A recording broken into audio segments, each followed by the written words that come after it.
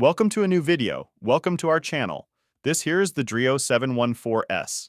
We have tested this heater for you, and everything you need to know you will find out in this video, so just stay tuned. So let's get started with the 714S from DREO. But before we get to the practical test, let's first look at some basic information. The DREO comes with the power of 2,000 watts and can be used both as a heater and as a fan. For better mobility, the device has a carrying handle and a cable length of approximately 1.8 meters. In my opinion, that could be a bit more, but overall it's fine.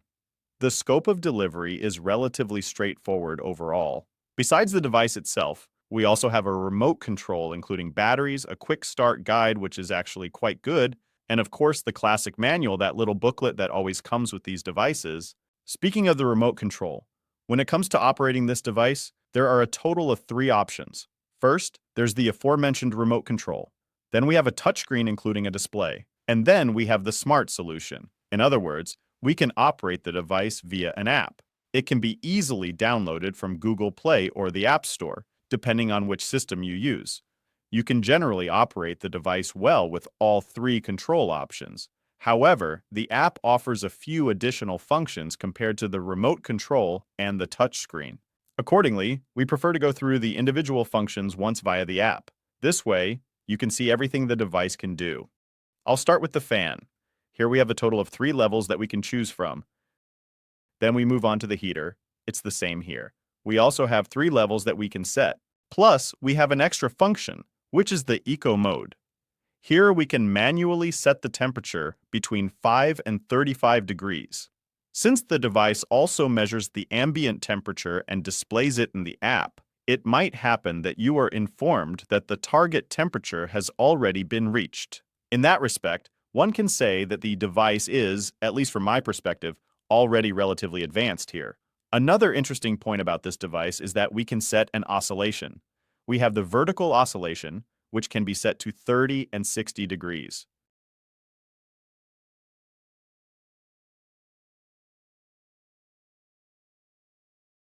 Then we have the horizontal oscillation, which can be set to 30, 60, and 90 degrees.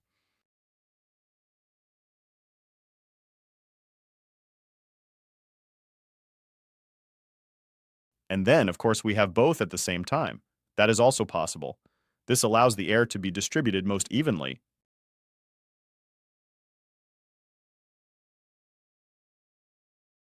In addition, there are a few smaller setting options.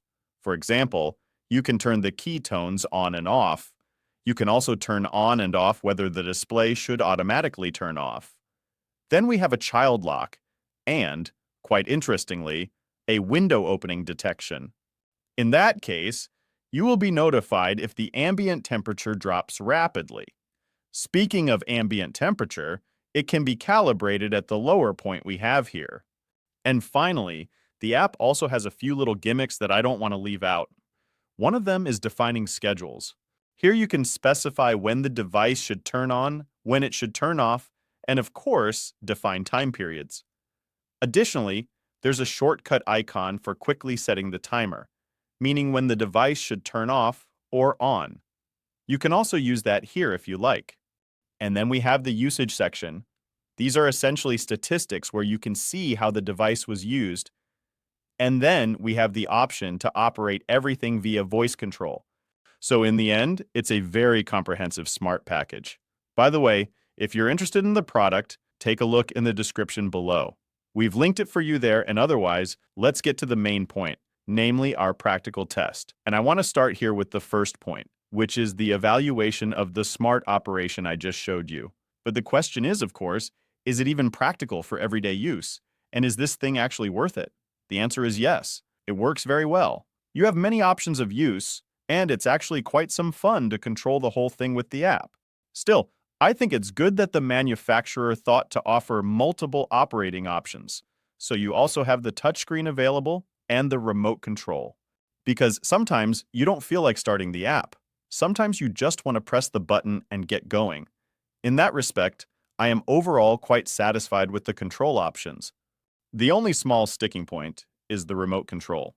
It fits very well in terms of pressure point, but from my perspective, it's a bit too pointy. So that means you have to aim very precisely at the device. If you deviate even slightly, it won't work anymore. But due to the strong app control, in my opinion, it's only a minor deduction. Okay, let's leave the topic of operation and move on to probably the core point of the whole thing, and that is the heating performance.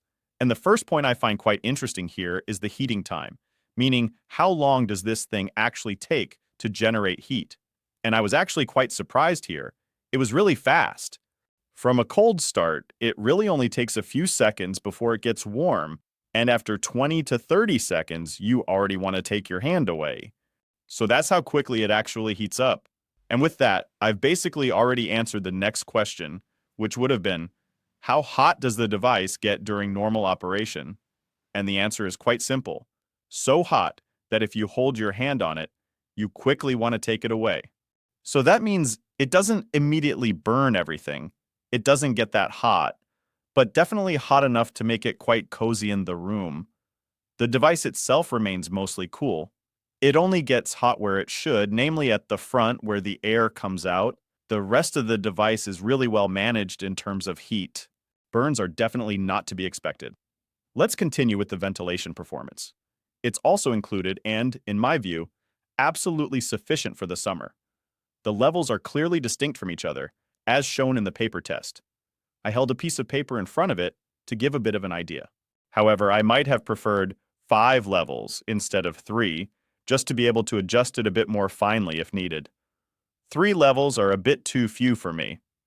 Then we come to the volume.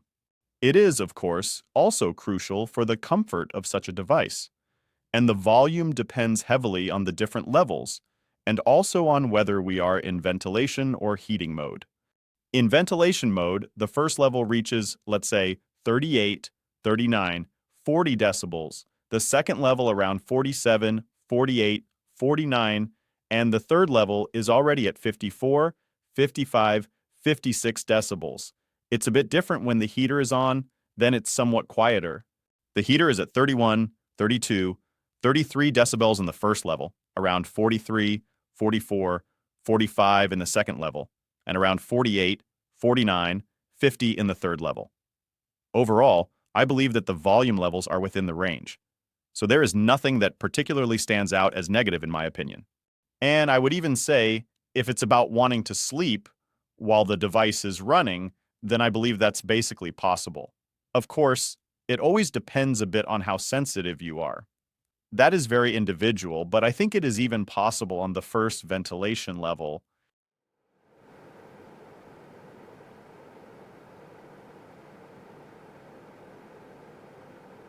And definitely on the first heating level.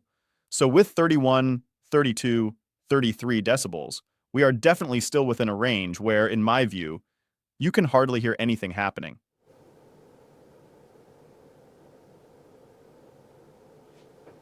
Regarding power consumption, you can look in the user manual to see how much the individual levels are supposed to consume, meaning these individual ventilation or heating levels that you have. And according to our measurement, that is approximately correct. Finally, let's move on to the topic of safety. The device has a tip-over protection. This means if the device falls over during operation, it detects this and automatically turns off.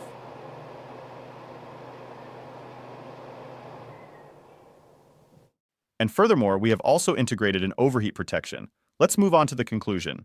Fan heaters are available at very low prices. Accordingly, this device here, with its price, is no longer quite so inexpensive. So I wouldn't call it expensive yet, but also not really cheap anymore. For that, you get a wealth of settings with smart functions, various features, and overall good performance. Except for minor details, there isn't much to criticize here. When I think about it, I actually come up with something positive, because personally, I think that for a fan heater, it doesn't look bad at all. So when you scroll through Amazon, there are quite a few ugly devices there. But this one you can definitely integrate quite well into your home. It looks modern, and the movements it makes also seem pleasant. So, long story short, I think the product is quite good. If you're looking for something like this, you can definitely consider it. So, if you are interested in the product, then take a look under the video in the description. I have linked it for you there, and otherwise, I would of course be happy if you stay on our channel, and for that, here are a few interesting videos. Check them out, maybe there's something interesting for you.